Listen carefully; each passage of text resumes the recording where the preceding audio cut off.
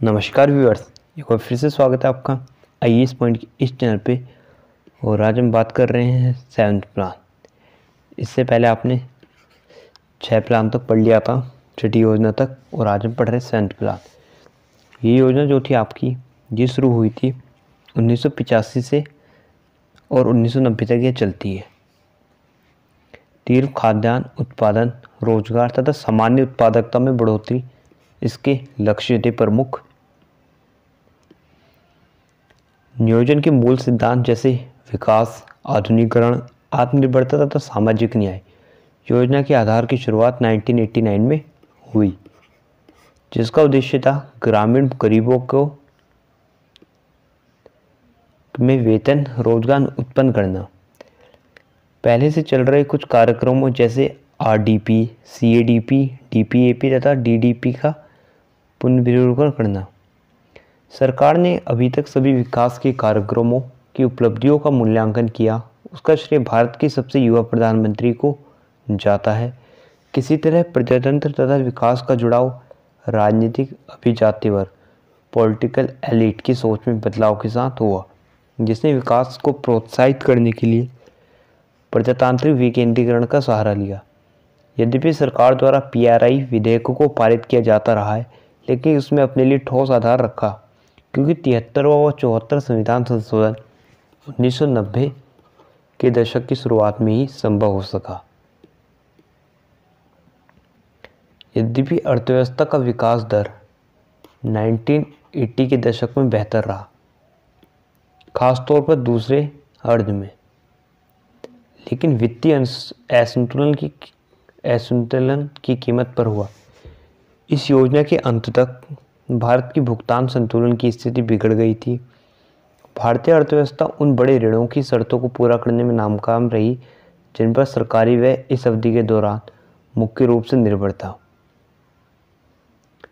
जब ये आपकी 7th जो प्लान था, जब इसका अंत आ रहा था, मतलब ये ख़त्म होने वाली थी, तो आपका जो भुगतान संतुलन है, बैलेंस ऑफ पेमेंट, बीओपी, उसकी जो स्थिति वो बिगड़ जाती है। जो आपकी इकॉनमी होती है, इंडियन इकॉनमी, उन बड़े ऋणों की शर्तों को पूरा करने में नाकाम रही जिन पर सरकारी व्यय इस अवधि के दौरान मुख्य रूप से निर्भर थे।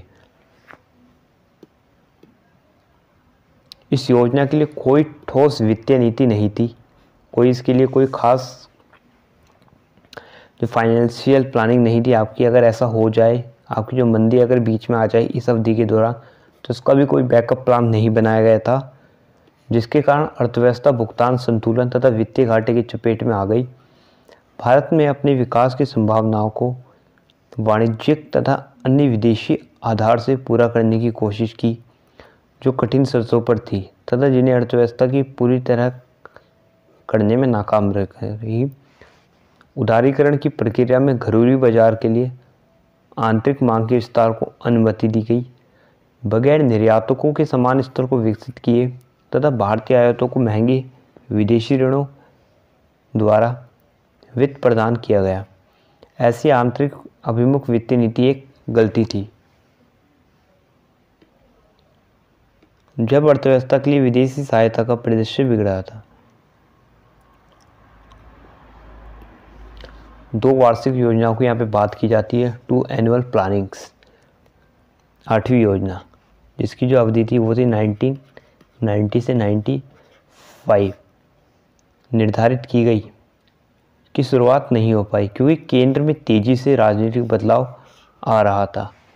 8वीं योजना का जो पद से हटकर तथा पुनर्रचना अभियोग सुझाव विश्व भर में आर्थिक सुधार की प्रक्रिया तथा 1900 दशक के अंत की वित्तीय असंतुलन कुछ अन्य मुख्य कारण थे, जिनके कारण 8वीं योजना की शुरुआत में देरी हुई।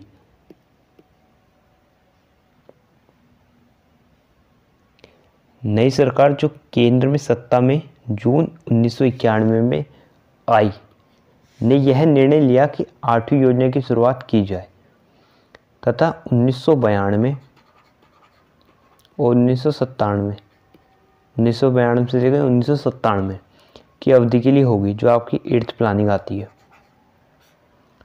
तथा वित्तीय वर्ष 1990, 1991 तथा 1991-92 को 2 भिन्न वार्षिक योजनाओं के रूप में देखा जाएगा। इन दो क्रमिक वार्षिक योजनाओं को 8वीं योजना के प्रस्ताव के ढांचे के अंतर्गत सूत्रबद्ध किया गया, जिसका मुख्य बल अधिक से अधिक रोजगार उत्पन्न करने तथा सामाजिक परिवर्तन था। तो जो आपकी 8th प्लानिंग आती है उसका जो मेन फोकस रहता है वो रहता है एम्प्लॉयमेंट और सोशल चेंजेस पे।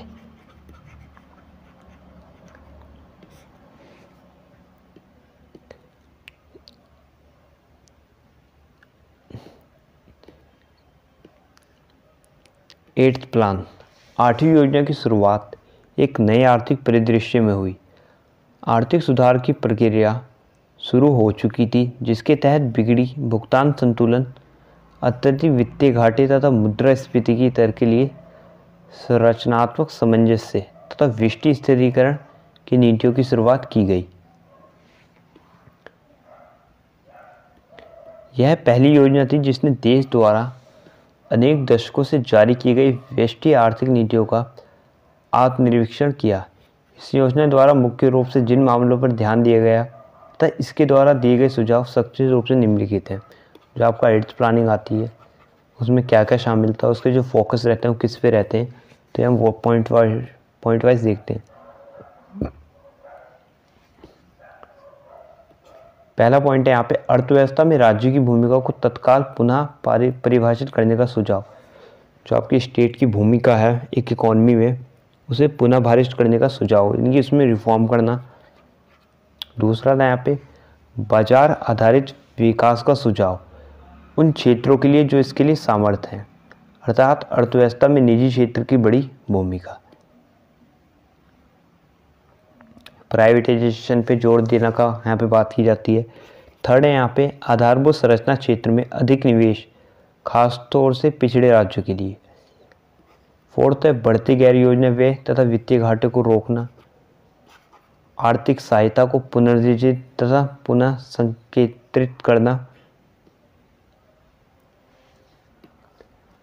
नियोजन को तत्काल विकेंद्रित करने की आवश्यकता, सहकारी संवाद पर विशेष ध्यान देने की जरूरत, कृषि तथा अन्य ग्रामीण क्रियाओं पर अधिक बल का सुझाव दिया गया, जिसके लिए योजना ने अनुभाविक प्रमाण का उदाहरण दिया जो अर्थव्यवस्था में सुधार लाते हैं ताकि बेहतर जीवन स्तर को प्राप्त किया जा सके तथा संतुलित विकास को प्रोत्साहित किया जा सके।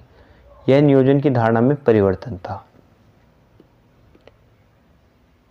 जो ही अर्थव्यवस्था उदारीकरण की ओर अग्रसर हुई, सभी ओर से इस कदम की आलोचना की गई। 1990 में आपकी जो भी इकोनॉमिक क्राइसिस आते हैं तो फिर क्या होता है, आपकी जो इकोनॉमी होती है वो उदारीकरण की ओर चलती है। ठीक है, आपने पढ़ा होगा एलपीजी के बारे में, जो हम अभी आगे पढ़ेंगे। इसकी आलोचना होने लगी निम्नलिखित कारणों में पढ़ेंगे। इसकी क्या क्या आलोचना है। पहला कारण ये था कि जो ही अर्थव्यवस्था बाजार अर्थव्यवस्था की ओर बढ़ती है, नियोजन अप्रासंगिक हो जाता है। जो भी आपकी इकोनॉमी है वो मार्केट इकोनॉमी की तरफ बढ़ती है तो आपका जो भी प्लानिंग्स है वो काम नहीं करती हैं।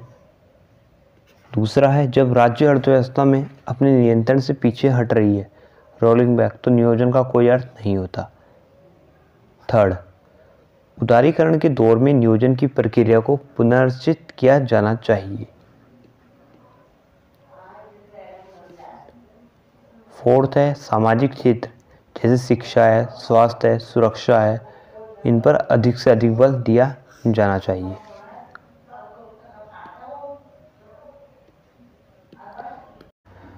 नाइन्थ प्लान नवी योजना आती है यहाँ पे आपकी। इसकी जो शुरुआत थी वो मानी जाती है 1997 से 2002 तक इसकी शुरुआत हुई। उस समय जब अर्थव्यवस्थाओं में चौतरफा मंदी दक्षिण पूर्व एशियाई वित्तीय संकट के कारण देखी जा सकती थी, यद्यपि उदारीकरण की प्रक्रिया की आलोचना भी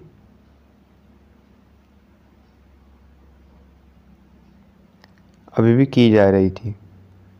अर्थव्यवस्था 1990 के दशक की शुरुआत के वित्तीय अवस्था से बाहर निकल चुकी थी।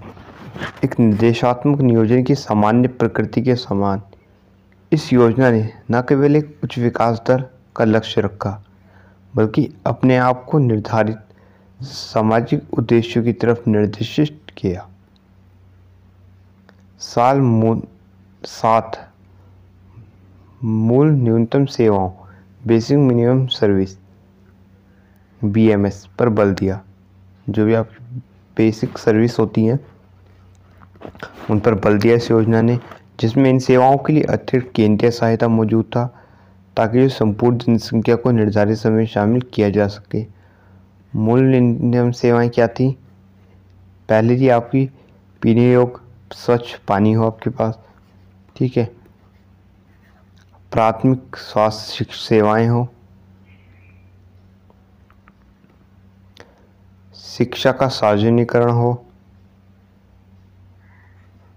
निराश्रय गरीब परिवारों के लिए सार्वजनिक आवासीय सहायता, रहने के लिए घर, बच्चों के लिए पौष्टिक आहार की व्यवस्था, सभी गांव एवं वास स्थानों का संयोजन, सार्वजनिक वितरण प्रणाली को सरल एवं कारगर बनाना, वित्तीय संकीर्ण का मामला इस योजना के साथ पहली बार एक उच्च प्राथमिकता का मामला बन गया, जिसका मुख्य बल निम्नलिखित मामलों पर था।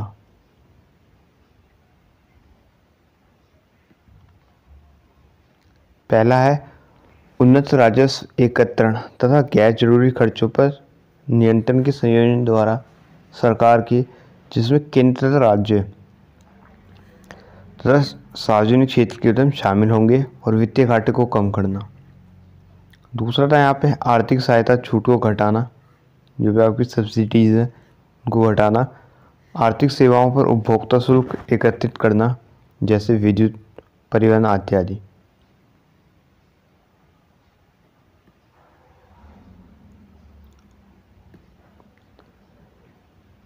पेंशन, भविष्य निधि इत्यादि को कम करना। तीसरा था यहाँ पे नियोजन का विकेंद्रीकरण, जो प्लानिंग से आपकी इनका विकेंद्रीकरण होना चाहिए। राज्यों एवं पंचायती राज संस्थानों पर अधिक निर्भरता के साथ इनका कार्यान्वयन करना।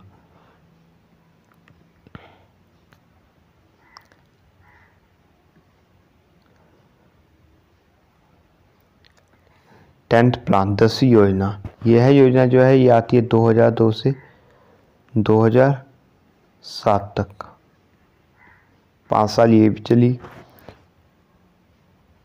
ये उन उद्देश्यों के साथ शुरू हुई जिन्हें सूत्रबद्ध करने में राष्ट्रीय विकास परिषद की अधिक भागीदारी थी। इस योजना के दौरान कुछ महत्वपूर्ण कदम उठाए गए, जिसके द्वारा अर्थव्यवस्था में नियोजन की नीति में बदलाव आया। इनमें कुछ मुख्य है। प्रति व्यक्ति आय को 10 वर्षों में दुगना किया जाना। यह मानना कि उच्च विकास दर ही मात्र उद्देश्य नहीं है, इसके द्वारा लोगों के जीवन स्तर में बदलाव आना चाहिए। तीसरा पॉइंट है यहाँ पे, पहली बार इस योजना ने केंद्र तथा राज्यों के विकास के 11 चयनित सूचकों के लिए अनुसरण लक्ष्य मॉनिटरेबल टारगेट निर्धारित किए। अभिशासन को विकास का एक कारक माना गया। नियोजन में राज्य की भूमिका में बढ़ोतरी, जिसमें पंचायती राज संस्थानों को बड़े रूप में शामिल किया गया। प्रत्येक क्षेत्र में नीतिगत तथा संस्थागत सुधार हुए, जैसे सार्वजनिक क्षेत्र में उद्यमों में सुधार होता है आपका, कानूनी सुधार, प्रशासनिक, श्रम सुधार। कृषि क्षेत्र को अर्थव्यवस्था का मूल प्रेरक बल घोषित किया गया। सामाजिक क्षेत्र जैसे आपका शिक्षा हो गया, स्वास्थ्य हो गया, इन पर बल दिया गया। आर्थिक सुधार तथा नियोजन की प्रक्रियाओं की प्रशासनिकता पर बल आदि। इस योजना के मध्यावधि मूल्यांकन को राष्ट्रीय विकास परिषद द्वारा जून 2005 में अनुमोदित किया गया। यह मूल्यांकन इस योजना के प्रदर्शन में एक मिश्रित विचार देता है। इस मूल्यांकन के अनुसार देश का प्रदर्शन अनेक क्षेत्रों में संतोषजनक रहा था तथा इसे संगठित करने की आवश्यकता है। लेकिन कुछ महत्वपूर्ण भी रहा है, जिन्हें यदि सुधारा नहीं गया तो इन्हें वर्तमान प्रदर्शन स्तर को कमज़ोर कर देगा। 11वां प्लान आता है यहाँ पे आपका 11वीं योजना। तो यहाँ पे हमने 10 तक पढ़ लिया है, तो ये 11वीं योजना हम आगे बढ़ेंगे। इसके बाद भी 1-2 योजना और है, फिर आपका जो प्लानिंग कमीशन है वो ख़त्म हो जाता है। चैप्टर में ही ख़त्म नहीं होता, वैसे भी समाप्त कर दिया गया था इसे 2014 में, और इसकी जगह नीति आयोग कर दिया गया था। तो आज के लिए इतना ही काफ़ी व्यूअर्स। नेक्स्ट वीडियो में जल्दी मिलेंगे हम 11 प्लान के साथ। तब तक वीडियो को शेयर कीजिए, लाइक कीजिए। Thank you.